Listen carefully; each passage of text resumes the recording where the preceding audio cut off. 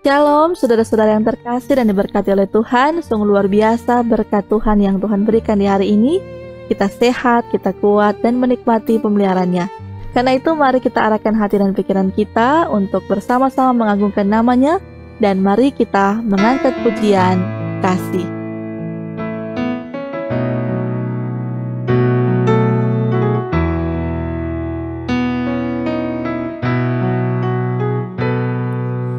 Kasih tak sekedar kata-kata semata, ia nyata dalam perbuatan sehari-hari.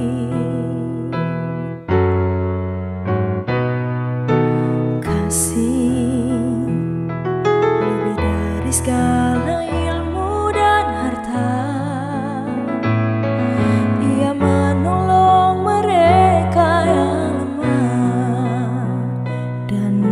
Berdaya, walau seluruh dunia Engkau miliki, tanpa kasih tiadalah berarti. Walau seluruh ilmu Engkau dapati, tanpa kasih tiadalah berarti.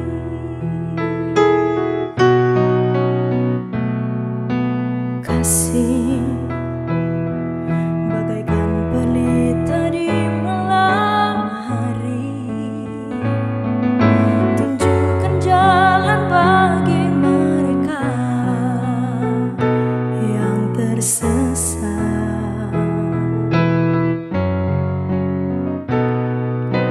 Kasih bagaikan mata air yang jernih, menyegarkan mereka yang benar dan dahaga. Walau seluruh dunia Engkau miliki, tanpa kasih tiadalah berarti. Walau seluruh ilmu Engkau dapati, tanpa kasih tiadalah berarti. Tanpa kasih tiadalah berarti.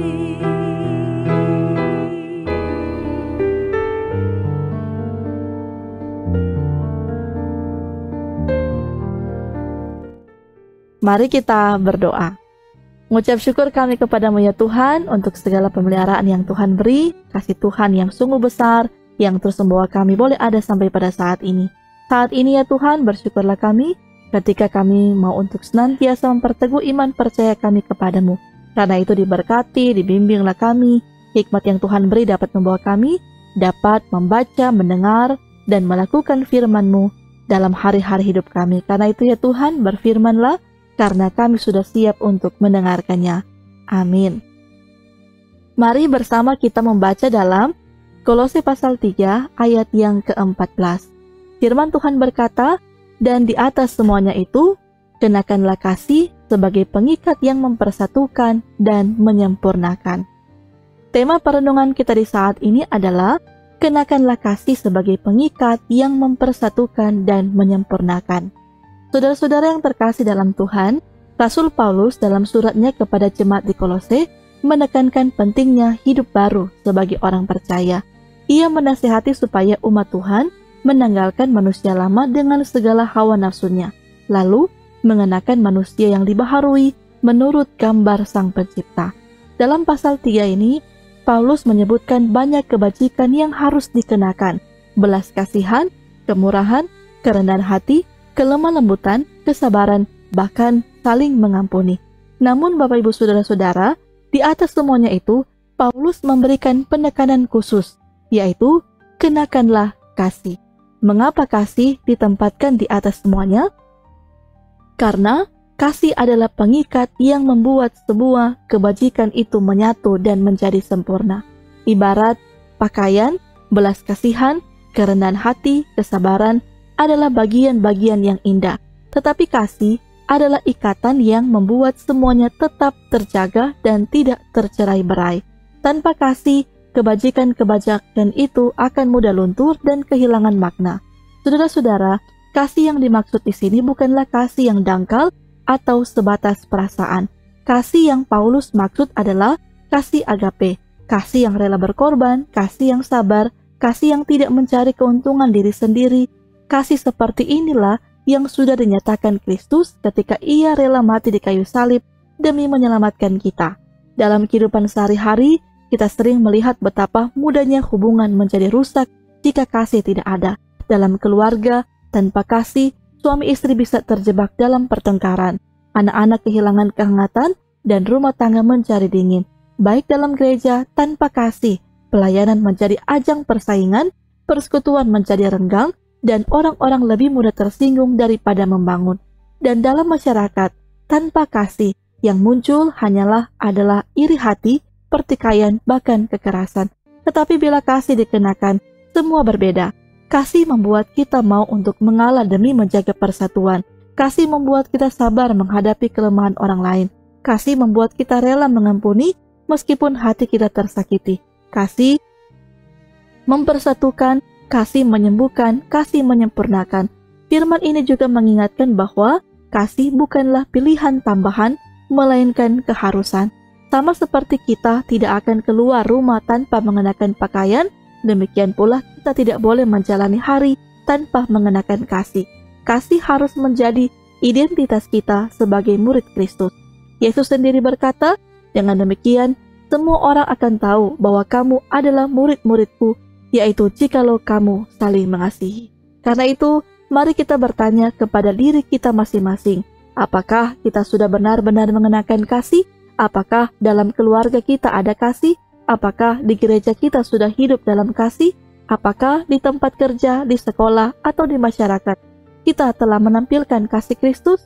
Karena itu, firman Tuhan hari ini mengingatkan kembali kepada kita, kasih adalah mahkota dari semua kebajikan. Dengan kasih, hidup kita bukan hanya baik di mata manusia, tetapi juga berkenan di hadapan Allah. Dengan kasih, kita dipersatukan dalam keluarga, jemaat, dan masyarakat. Dengan kasih, kita disempurnakan untuk menjadi saksi Kristus. Karena itu, mari kenakanlah kasih dalam setiap aspek hidup kita, agar dunia melihat Kristus melalui diri kita. Tuhan memberkati kita sekalian. Amin. Mari kita berdoa. Terima kasih ya Tuhan, firman-Mu sungguh luar biasa terus mengingatkan kami bahwa dalam hari-hari hidup yang akan kami lakukan, kami harus senantiasa menyertakan kasih dalam setiap perbuatan dan perilaku kami. Karena itu kami akan percaya bimbingan Tuhan akan membawa kami supaya kami benar-benar dapat melakukan dan mempraktekannya dalam hari-hari hidup kami.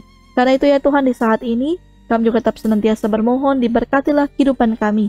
Ketika kami akan bekerja, beraktivitas, berusaha, biarlah Tuhan memberikan kami kekuatan, kemampuan, memberikan kami hikmat, supaya setiap pekerjaan usaha yang kami kerjakan, semuanya boleh terlaksana dengan segala baik. Kami juga terus membawa doa pula bagi saudara-saudara kami yang terus berjuang dalam kelemahan, dalam keterbatasan, dalam pergumulan. Biarlah terus Tuhan menolong mereka. Karena itu dengan kerendahan hati, kami datang meminta memohon, biarlah ada kesembuhan, ada berkat yang akan Tuhan berikan bagi kehidupan saudara-saudara kami. Karena itu ya Tuhan, inilah yang menjadi doa dan permohonan kami kepadamu. Kami akan percaya hidup kami di hari ini semuanya dalam pemeliharaan Tuhan. Di dalam nama Tuhan Yesus yang telah mengajarkan kami untuk berdoa bersama-sama. Bapa kami yang di sorga, dikuduskanlah namamu. Datanglah kerajaan-Mu, jadilah kehendak-Mu di bumi seperti di sorga. Berikanlah kami pada hari ini makanan kami yang secukupnya, dan ampunilah kami akan kesalahan kami, seperti kami juga mengampuni orang yang bersalah kepada kami. Dan janganlah membawa kami ke dalam pencobaan, tetapi lepaskanlah kami daripada yang jahat. Karena Engkau yang punya kerajaan dan kuasa dan kemuliaan dan sampai selama-lamanya. Amin. Demikianlah untuk perenungan kita di saat ini. Tuhan memberkati kita sekalian.